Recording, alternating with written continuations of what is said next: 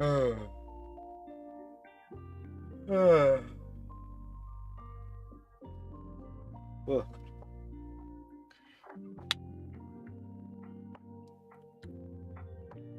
well, it seems like everything is going good and no issues so far.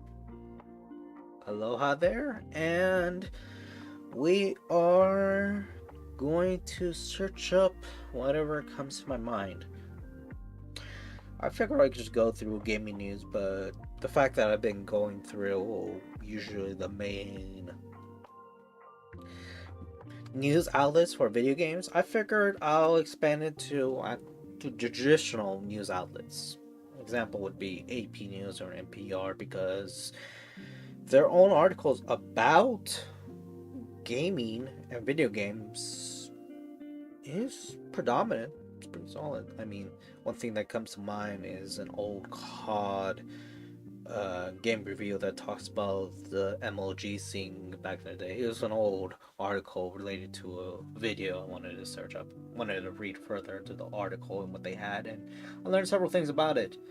And it also mentioned several things I had ideas about, but I never researched any further into that article. So years later, after the scene just came and gone, I learned something new, and yeah, I actually want to look more into Vice gaming articles. See what is their selection. So yeah, Vice under gaming. There's several things like tech, life. There's also the theming of things relating to video games, even though it could be on the categories like tech, but there's also games. Another one's life, and identity. So just like every other article here, they include several things about it. But I like how they put everything under the gaming realm, so it's pretty accessible. I figured I should go with, I spent 24 hours in Britain's biggest bingo hall. That's a life story compared to this. There's also historical actors matters in video games. Here's why. There's no category under that. But, I'm going to go to this one. See what's the whole hullabaloo about. Motherlore Tech by Vice. So this is another section of it. I remember because of articles and other media. Let me actually peruse here to see if there's anything explicit I should go through. Alright, seems like everything is good. Now, Ukrainian Twitch stars are streaming the war to their Russian audience. Twitch is one of the few platforms Ukrainians can use to speak directly to the Russian people, because when I remember, YouTube has some restrictions and there's a warning that there's going to be a full wide ban where people are just not are just going to be banned outright with accessing it. And yeah, it's going to be the case for everybody. I mean, that's another reason why many content creators who work on YouTube are fleeing Russia to still keep the careers going, along with other things like their assets and their lives. Right? That does show how people in sides of war are impacted from what I'm looking at the countries when it comes to the aggressors and the victims. Both sides are impacted. So let's see. Vlad Lonakin used to stream himself on Twitch, chatting with his followers about TikTok videos or playing video games such as Minecraft and Grand Theft Auto from his apartment in Kharkiv. But when the war in Ukraine started, he quickly switched to sharing images and videos of his city getting bombed to his 92,000 subscribers, the majority of whom lived in Russia. Fortunately, my followers understand everything. They clearly see that this is a war. Civilians are dying. Many are forced to leave their homes. End quote. Lumpkin, whose Twitch username is Lomaka, told Motherboard. A lot of people came in and apologized in the chat for the action of the president, even though they did not choose him. End quote. Lemkin would soon leave Kharkiv himself, as the city, which lies just 15 miles from the border of Russia, continues to be shelled for weeks. Now, much of the city lies in ruins. The 20-year-old Russian language streamer is now a refuge in Dnipro, living with his family and waiting for a chance to stream again. But many other Twitch streamers in Ukraine are continuing to stream images and videos from an increasing violent war, giving their Russian followers a different picture than the one painted by the official media. The official media would refer to Russia's own media and how they've been increasingly propagandize the war to be advantage to the Russian government. That's a thing in war times. I mean, it makes things quite repugnant on certain topics and such, especially if they want to look at either winning hearts and minds to winning the war at all cost. I mean, the seriousness of a situation, it gets pretty muddy in times of war.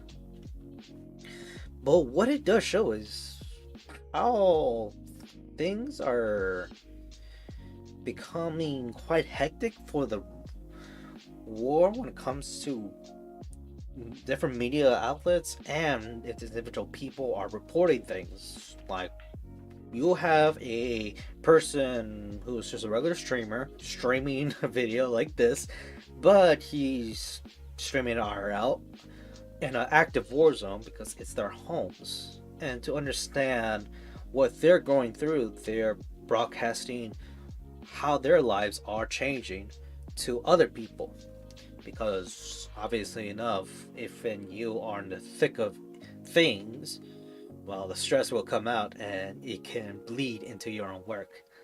So they're using it to advocate something, like reporting on how violent military action is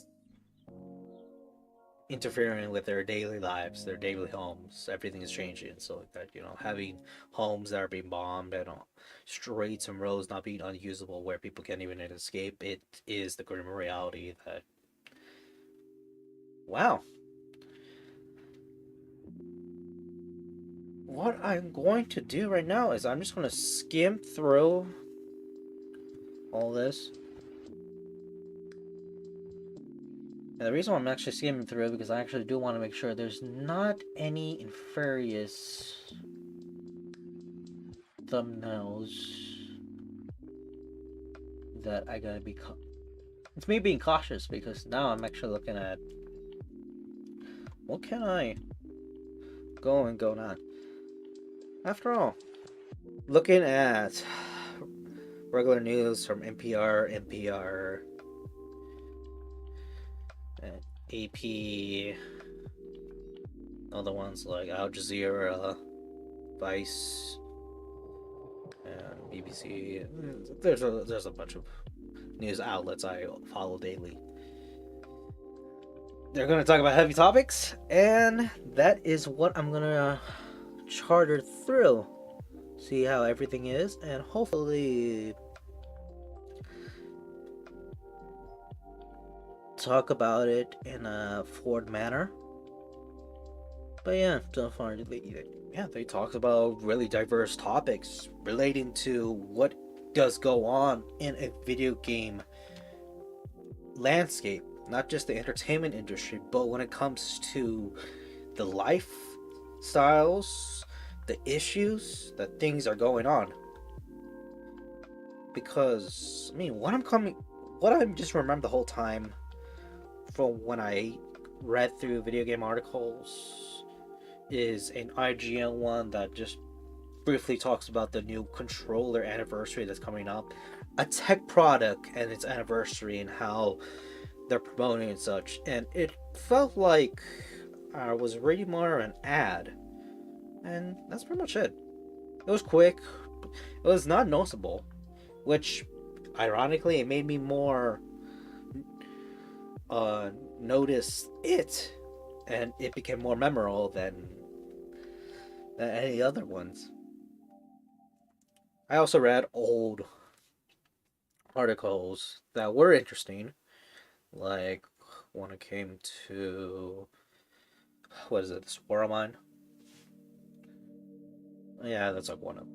But there's also other things I talked about and read about. And yeah, there's good things, bad things. So I'm going to make sure not just Vice, but also other outlets talk about video games. But anywho, let me go back to this. Oh yeah, I also got to enlarge this so everything is clear and readable. Now, should I? Yeah, should be good. Okay. Yeah, use the stream himself in Twitch chatter. Okay, let me actually read this. Yeah.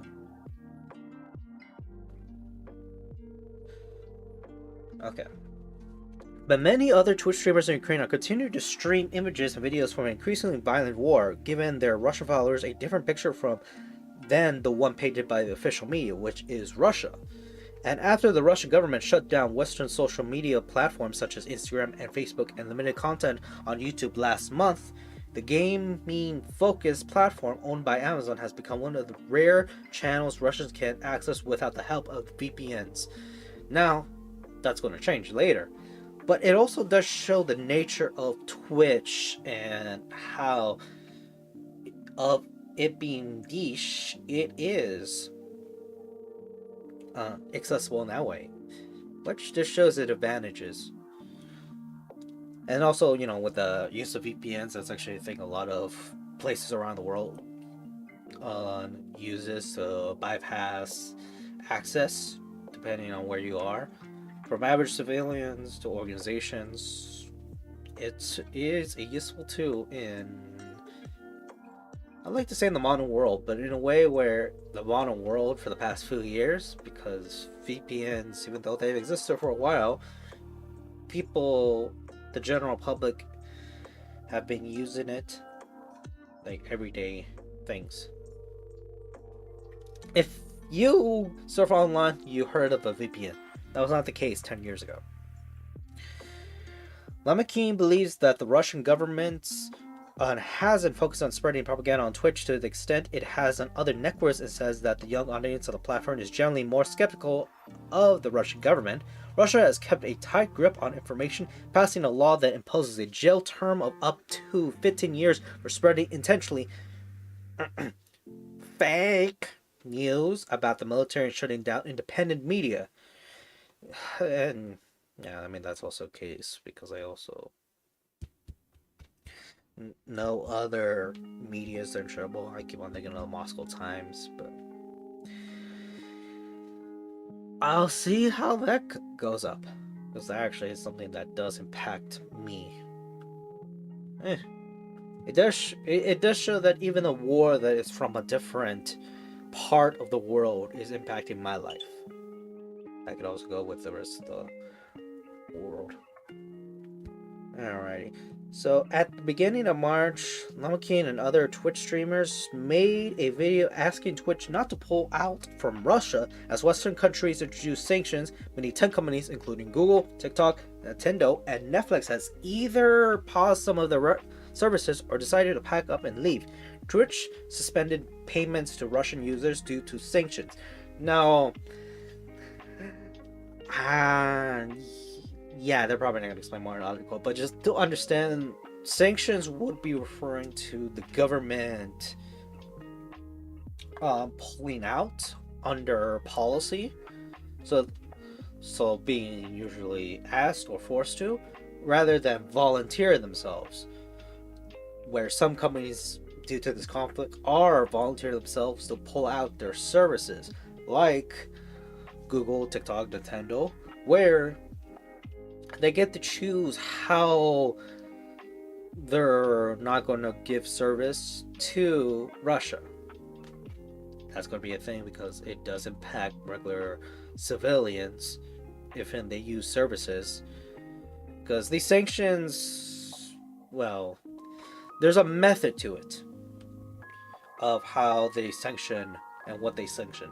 That's also the same case with these independent companies. But each of the companies try to find their own way how to tackle things and try to also follow trends and how other people do it. So tech companies pulling out just because they're against the conflict.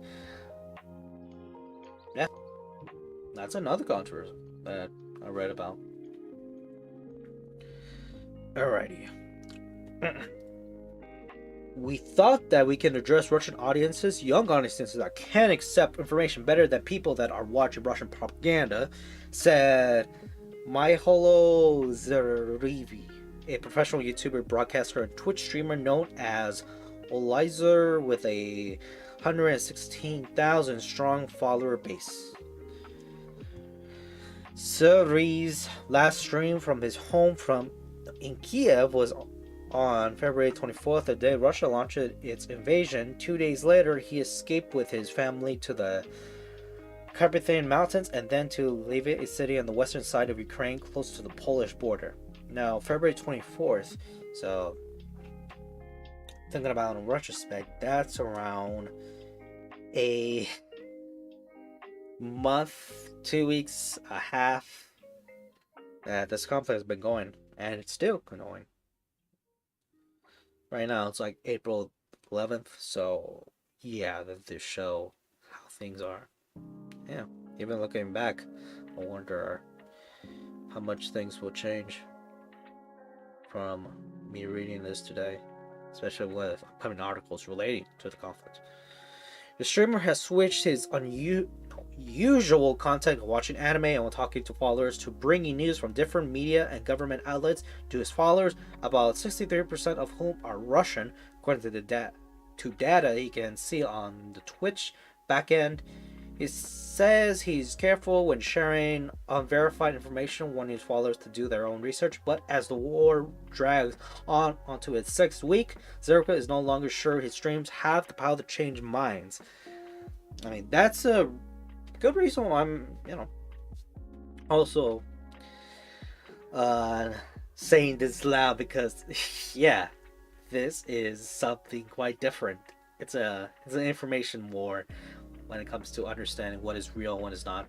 And being tolerant at that means that we can share news that can be accurate as possible. At least it will be there. People can look around, sift through it, and hopefully see what is the truth and what is not.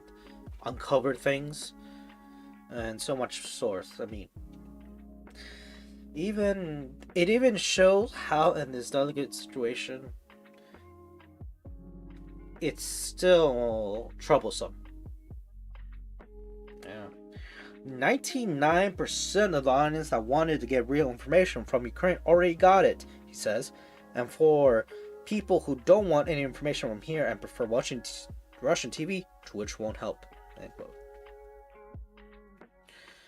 Now, should I watch the full video? Yeah, sure. Всем привет! Мне бы очень хотелось записать это видео у себя дома, в любимом стримерском кресле с котом на коленях. Но, увы, в мой дом, в наш дом пришла война. Точнее, 7 дней тому назад, когда российские войска вторглись в Украину, казалось, что началась война. Но война – это когда одна армия сражается с другой. Российские солдаты устроили террор, обстреливая мирное население в жилых домах, больницах и школах. Многим из нас пришлось бежать в бомбоубежище. Наша армия борется с захватчиками, всеми силами отстаивая нашу землю и защищая мирных жителей. но им помогают все украинцы. Даже те, кто не может держать оружие в руках, делают все возможное для защиты и поддержки Украины. Ведь в этой войне силу имеет не только пуля или ракета, но и слово. Мое и ваше. Поэтому мы, украинские стримеры, хотим обратиться к Твичу за помощью. Да, столь важное событие многим хочется смотреть и показывать. So it's pretty much all streamers, content creators, and stuff around Ukraine addressing together about what they're doing, how they're handling things and such. I do really like how, yeah, they even address like small little things, like do not put our defenders and civilians at risk, referring to the Ukrainians who are being defenders in this conflict. Do not show the exact location of the Ukrainian armed forces and the shelling sites.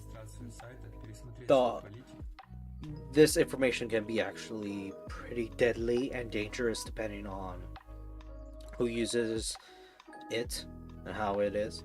It does go show how the containment of information and censoring things can be such that how can matter and such. Yeah. Also suggesting things like we request Twitch administration to reverse their policy and block streams from the streets of Ukraine. Spend numerous global companies leaving the Russian market. We don't want Twitch to suspend its activities there, so that we can provide reliable information to young Russian viewers. Площадкой, где количество дезинформации является минимальным, люди могли доверять событиям, которые размещаются на платформе, нам нужна помощь администрации. Мы просим Twitch выделить большое количество модераторов и администрации для контроля и asking people to not censor, try to spread, to have the information, the truth out there that Ukrainians are getting hurt and such. Even asking a company to support them in that way. So you have several people who are supportive with what Twitch does in this conflict. And seeing all these people who are directly in the war zone brings out this. Amazon has already announced that it's providing humanitarian and Ukrainian charity funds. Now we are waiting for help from you.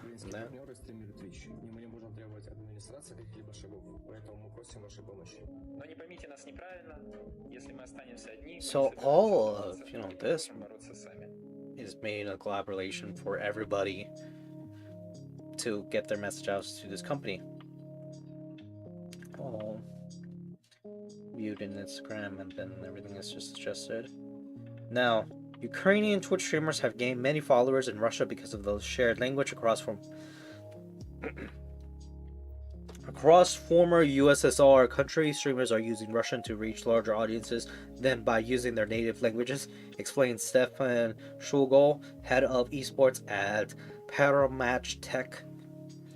Because that goes with the history of how the people in Ukraine and Russia were once a country. Many of their ancestors immigrated and lived around that area, even a while back, decades ago, where the USSR used to exist, and they used to be one country until they splinter off to Russia and Ukraine. People still had their mother tongue, their language from different cultures, Ukrainian, Russian, and that's the case with so many Eastern European and Asian states, especially the ones who used to be part of the Soviet Union, aka Ukraine. So they have a vested interest. They can speak to the Russian people because they do look like everyday Russian people because of their language and looks. So yeah, Shoga believes it's just a matter of time before the Russian government bans Twitch. The platform has no geo-locks and no possibility to restrict content on certain territories. Despite the fact that many Ukrainian streamers have stopped streaming because of the war, those who are online do not plan to stop spreading information about bombings and casualties. There's no way just to prevent people to get the truth.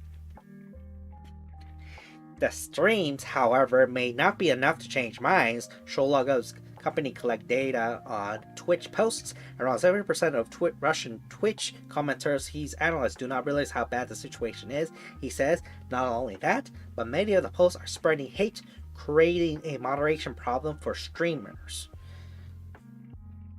What's sad for me is that I streamed for a lot of people from Russia for 8 years and they know me very well. I am a streamer with a good reputation, says Renzo Tronoshko, known for his Twitch nickname CEA9. That's why the situation hurts me. A lot of streamers from Ukraine can't understand why their audience from Russia don't believe that airplanes are bombing their hometowns here. Let me actually see if they mentioned. Okay, yes, I mentioned it. Yeah, I mean, that can show the dire strait of what's going on. Especially with him hinting about it's been 8 years, just several years, where they built a Russian audience, and they never had any complaints about that. And now it seems like they're having issues. They are blaming the moderator team, but it's not like the moderators themselves is having issues. Now it's their size, how they're tackling the situation. That is the case. And it's going as much as they can handle. After all, this impacts not just them, but maybe even the Russian people, due to how odd things have been this year. And let's not say just Russia and Ukraine, also the rest of Europe and how things are changing. Tronoshko is a Counter-Strike champion as a Russian language commentator for esports tournaments and a founder of Ukrainian professional esports organization Natas Vinkry. He is well known in the field. Politics have always been part of his streams, from the Euromaidan protests to the Russian invasion of Crimea in 2014. But since the start of the war, Tronoshko has lost a huge number of the Russian followers from his 700,000 strong base. Now, this can show how the banning of Twitch is bringing upon many followers to not look at Twitch in the first place. I mean, look at China, look at North Korea, look at other things. And yeah, I mean, North Korea is a hermit kingdom for a reason, but many of the users still go online, particularly in a professional capacity, but it does show that they do actions that are strenuous. And yeah, also, reference Euromaidan protests referring to protests around the time when Ukraine had a administration that was the pro-Russian, and how many protesters wanted to oust the administration because they wanted to have a pro-European Union type of country, and more lines to that. And yeah, I mean, that also comes around 2014 and all that mess. 8 years ago, 2014, 8 years ago, that's when Crimea was annexed. So yeah, the occupation—it's a while ago. The esports player is living in Lviv, where a bomb fell just 1.2 miles, 2 kilometers away from his apartment. He got banned from Twitch for a couple of days after a user reported him for showing dead bodies during his stream. Twitch reinstated his account after he explained it was an accident, he said. Nowadays, I can't play video games because I can't relax. Every day is really terrifying, he said. You can't just play killing someone, shooting someone in a video game when your neighbors from Kiev and clutter with your friends, your brains are dying. And yeah, that's pretty much the end of it. And yeah, this was enticing. I'll come back to Vice Gaming News next time. Anywho, aloha.